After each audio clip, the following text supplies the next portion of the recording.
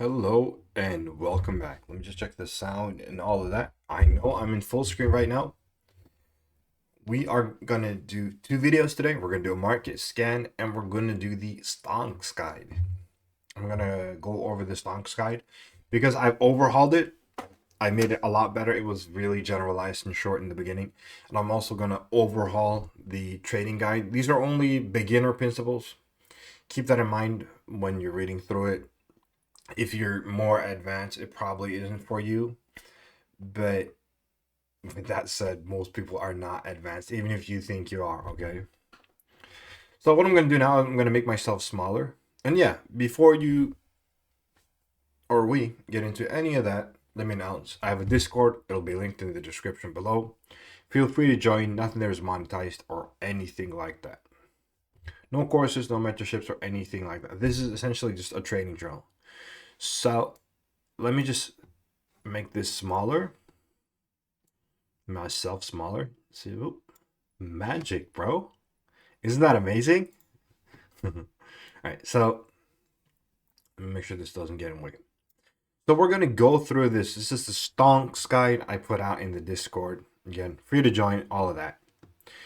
And I'm gonna read through it, make some comments, and I'm gonna post this here. Shalom, right there. So, first off, yeah, I wrote all of this. Don't worry about it. We're gonna go through it. So when you're starting out as an investor, starting out, doesn't matter how much you have or anything. It is important to keep in mind that the average investor averages about 3.3% year over year over a 20-year period due to speculation. Year over year means yearly gains. So over a 1 year period, 12 months, 365 days, the average guy in the stock market does 3.6%. Inflation averages at, we could say, about 2.5%. So inflation adjusted, the average dude does 0.1%. Nothing. The average investor does fuck all. Fuck all. Being successful at investing is a lot easier than trading. I'll show you why. It's not even comparable. When you're an investor, one of the first things you want to avoid is speculation. Right? That's why they do 3.6% year over year. And I put in parentheses here. It never goes well long term, but we'll talk about that later. And there are exceptions, but I mean, 99% of people, they fuck it up. Because, avoid speculation, because that's exactly how the average investor ends up with low returns over a long period. That's why I used the 20-year example, because you don't invest for this month, this year. You're investing for long term. Right? The optimal scenario, of course, would be to never sell, ever. Just get dividends. Be on a drip. Be like those FIRE people, whatever. Isn't it called FIRE? Financial independence, retirement early, whatever the fuck. I think they have like a group, a Discord, whatever. I don't know, bro. It ain't my thing. But hey, if you're doing it, good job, bro. Right, so let's get to the next part. So what should you do then? Like, what the fuck? What am I gonna do then? And by speculation, someone asked me, what is speculation? Anything other than buying the index, or you're speculating, you're gambling. It's that simple. Just keep that in your mind. You're gambling. There's no other way to get around it logically. There have been these. I remember Warren Buffett put up this challenge to hedge funds. He'd give $1 million or $1 billion. I don't remember the exact amount to a hedge fund that could beat SPY, the S&P 500, over a 10-year basis to hedge funds, and it ended so well that none of them did. So even the experts can't do it. Right. Now that I've defined what it is, which is buying anything other than the index, so what should you do?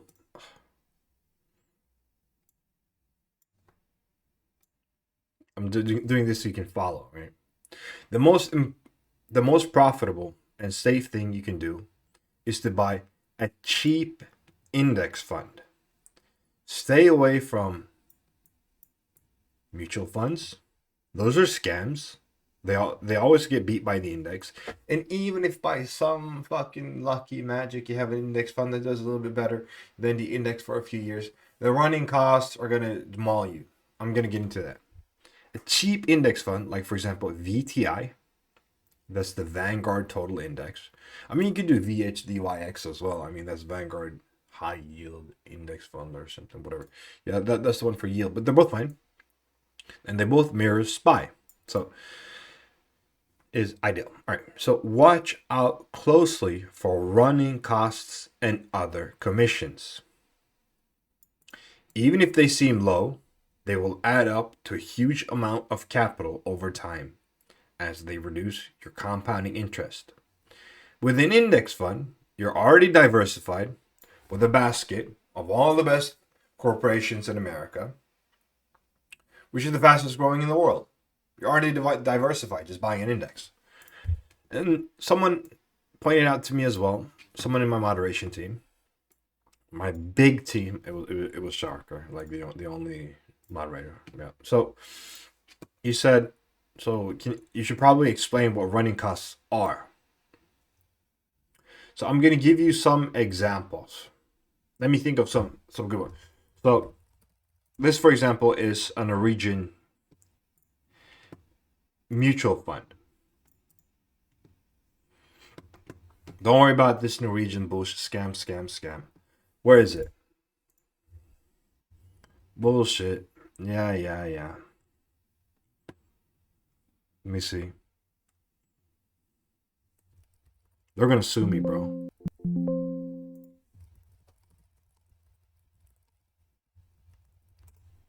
That says running costs in Norwegian right here. Running costs.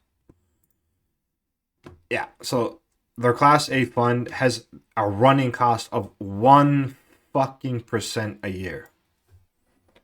That takes so much. And it isn't even beating fucking SPY. Bro. So that takes so much off your returns.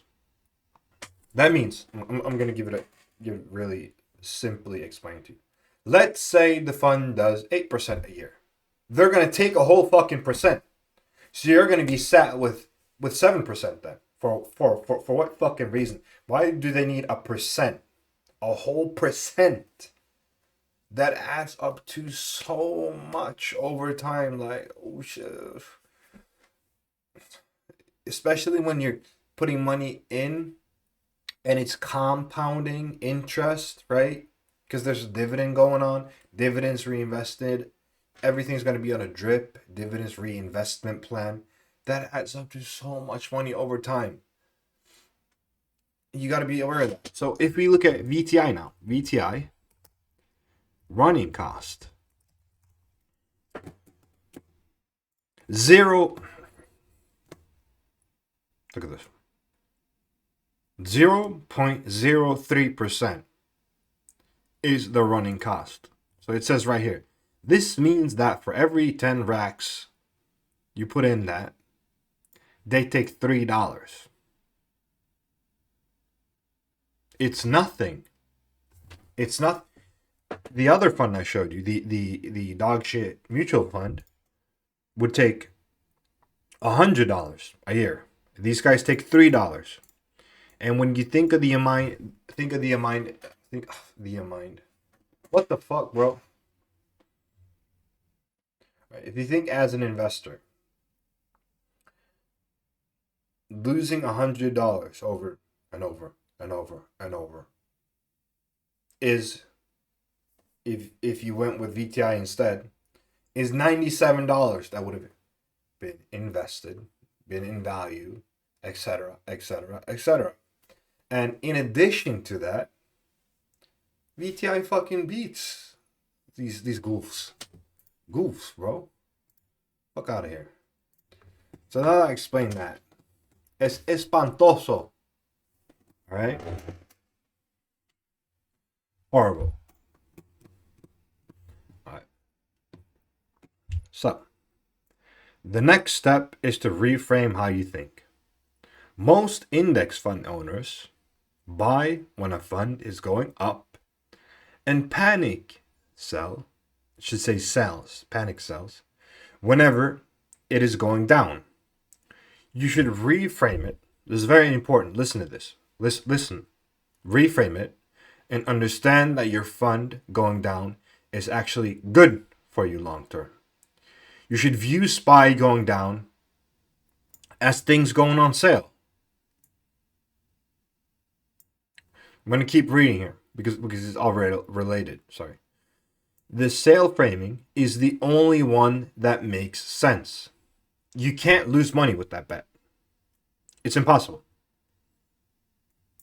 Because if SPY goes to zero, the world collapses, everything's over, all dead. Only bullets and shit count bombs. Who gives shit? It's all over. GG. So if it collapses, it's over. Yeah, it says right here. And money isn't worth anything anyway.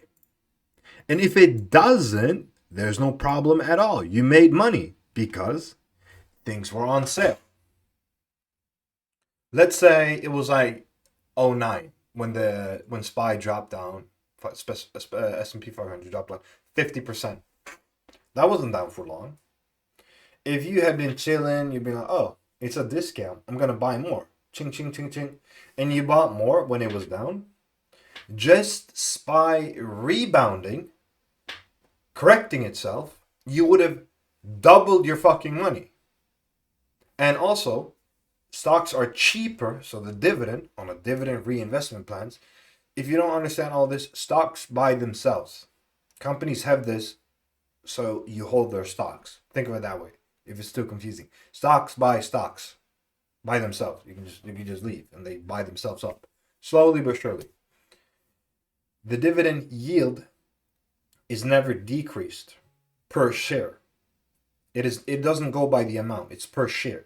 That means that if you have $1 million or $500,000, it's going to buy the same amount. They're not going to cut the dividend yield. It goes by how many shares you have. So if you have if you had, for example, 1,000 shares for $1 million, and then went down to $500,000, you still had 1,000 shares. Those shares would be cost half the price. So the rebuying, your dividends, would buy it up twice as quick. So it would be buying a ton of shares. It would be a discount. The correction would double your money.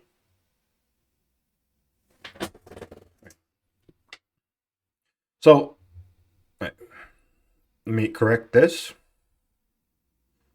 Yeah, I already explained this. So, yeah. Let's keep going here. Hey, this was well written by me, eh? So, how should you go on? And I added some stats, by the way. You, the goof, and here's the market. All right. So, how should you go about buying an index fund? Right? The most profitable way to do it, long term, is called pricing in. Very common. Very common. Financial advisors will always tell you just average in, bro. Because that's like all they can do. They don't know. If they're like, I'll pick this stock, do this. Tell them, sir, fuck you. Yeah, you, fuck you. All right. So when you're pricing in, it simply means you're making regular, consistent deposits into your index fund. You could also increase that monthly deposit when your fund is down. That's what I explained. You may when it's on that discount. You shouldn't think about, oh, it's down. It's down. It's down. Are you going to sell today? No, then it doesn't matter. You could buy it at a discount. And averaging in is just a regular deposit. You go to your index fund. You say, I want to deposit $1,000 a month, and it subtracts $1,000 from your bank account. You can go into a compound interest calculator, and you'll see just doing that kind of stuff. If you start when you're like 20, it is more or less impossible to not become a multi-millionaire. It's the slow way, but I mean, it's one of the ways. If you don't know what the fuck to do, it's one of the ways. You can also increase that monthly deposit when your fund is down. It also lowers your average price. It's always good. You get an average lower price down. Let's say your average price was 100. right? You paid that, and now shit is down. It dropped 50%, like in my example. So now the average price is 50. You can buy, maybe get your average price down to 80, right? For your total fund, and that amount you would have invested at 50% will double, and the rest will also be at an average cheaper price. So, because you're lucky enough to experience a sale, it is nice. You're actually lucky. You got to frame it this way. Experience a sale where you get the chance to lower your average price. That is so great. That is so great. Imagine you're like a real estate broker, bro, and you bought a bunch of houses, and houses suddenly dropped down by 50%. Just buy more houses, bro. Houses aren't going to be permanently down. We already had a housing crisis, and now houses are more expensive than ever. Right. During sales periods, why does it do that pull up thing? During sales, I gotta do it right. During sales periods, you should be aware that index funds are usually on a DRIP, dividends reinvestment plan. That's when they buy themselves. It's usually at like, depends kind of, if you do VHDYX 3.5%, VTI 1.5. So what that 3.5% means is that if you have $100,000, for example, it will buy shares worth of $3,500 a year. All right. And since stocks are cheaper, yields go up. That's what I was talking about. If you have $100,000, 1,000 stocks, and they go down to $50,000, but still 1,000 stocks, it will give you twice as much yield. So that 3.5% at VHDYX would be 7% at that time, because companies never fucking lower yield. They'll rather go bankrupt, bro, because investors hate it. All right. So yeah, this is what I explained, meaning that your DRIP is buying shares at a faster rate. This means that when the market rebounds, goes back up, you would have ended up higher than if it had not happened. Did you catch that? Did you catch that? If there's a recession and you keep pricing in, perhaps at an even higher rate to get your average down, you'll end up a lot higher than you would have if you were at the same consistent growth pattern. I'm not going to bother illustrating it with paint. I can explain it really simply. And then we're going to show you some graphs and stuff. We're almost done by the way. So let's say it averages, like, what does it say here? So the average investor does 3.1% inflation adjusted. And here we have 7% inflation adjusted. This is just buying SPY. SPY done. AFK. This is you, goof. So let's say it just does this. It goes up, for sake of simplicity, 10% a year. I think it is 10% if you go from 2006 to 2026, or to 2005 to 2025. I think it is up a little bit, but that doesn't really matter. But let's say it just goes up 10%, 10%, 10%, 10%, 10%, 10%. You get it 10%, right? Correct. But if it goes down 50% like it did in 08, 09, and the rebound in that 8 month, it was just an 8-month period. Instead of going up another 10%, you would have gone down 50% and rebounded. So you could have doubled the deposit there. You had a chance to gain 100%. And 100%, buddy, is better than 10. All right. Next up is some book reading recommendations I have for everyone. And I've gotten really good feedbacks on these. So yeah, here, like I wrote in the guide, here are some must-read books for investors. One is directly about investing. The other is just about everything surrounding investing in the economy. So first off is Benjamin Graham's The Intelligent Investor. Yo, watch out, go fast. You don't think I got this book in my room? If you don't think so, you're out of your mind. This shit right here, you gotta read this. This will change how you see investing. It's one of the greatest books for investors probably ever written. Warren Buffett recommends it. It doesn't get simpler than that. And it's so great the way it explains it. If you read it and the reframing he teaches you, he's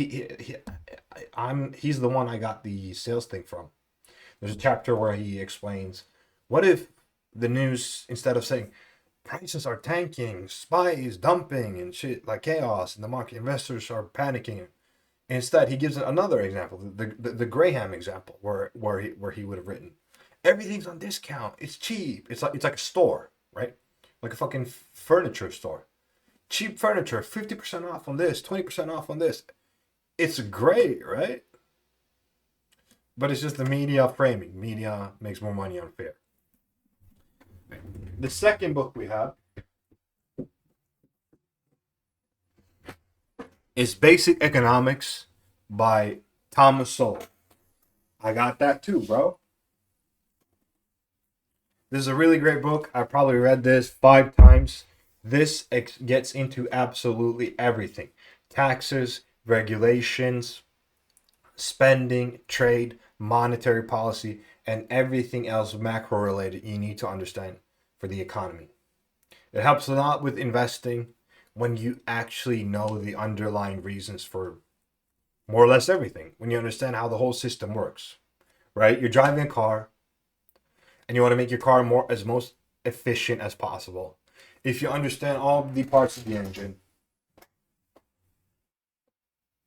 the transmission, absolutely everything, it's going to be simpler, right?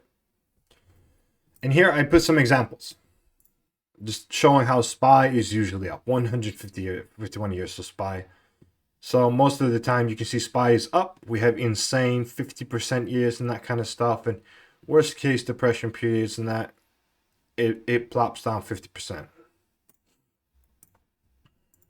And here we have from 1872 to 2024. You can see that the market is up. We have 106 years where the SPY is up and 47 years where SPY is down.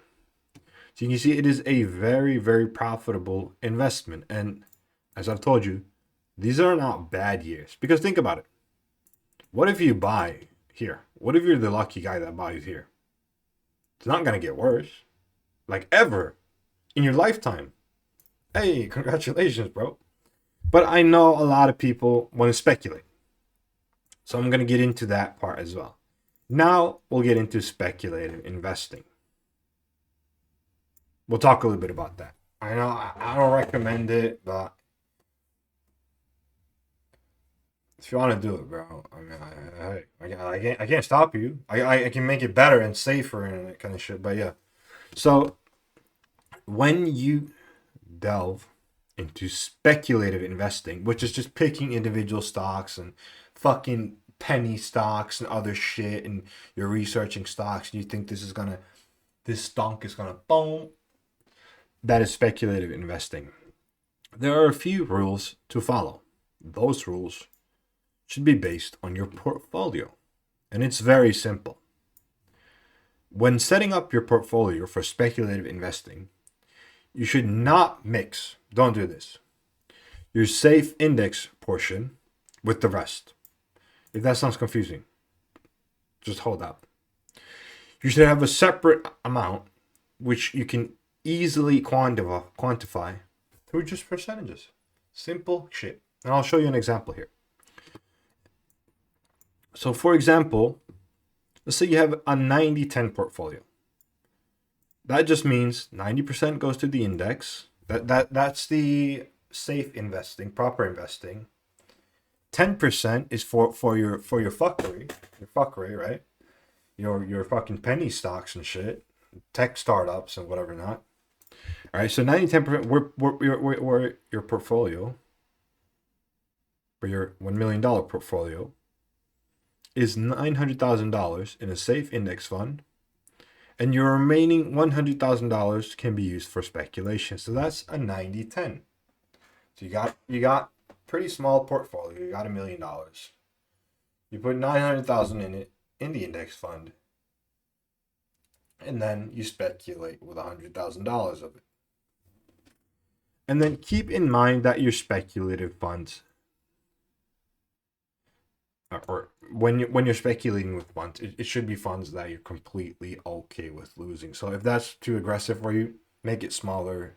If you need more action, make it bigger, right? Like I wrote here. Keep in mind that your speculative funds should be funds that you're completely okay with losing. If you can't lose it, don't fuck with it. The ratio you set here, for example, 90-10, that's just the example being made. It doesn't have to be like that. Should always be maintained. If you make a ratio, stick to that shit. That means the following. In the $1 million example, if you're $100,000, you're 10%, hits jackpot, right? Shalom, shekels, and it pops up 100%. That doesn't mean you should keep speculating with $200,000. No. You need to redo the percentages, but rather reevaluate your portfolio, which should now be at $1.2 million, whereas $120,000 can now be used for speculative investing, and the rest stays in the index fund. Simple. And I also added this graph just to show you what shit is like when you're a speculative fuck. So average returns, this is just buy.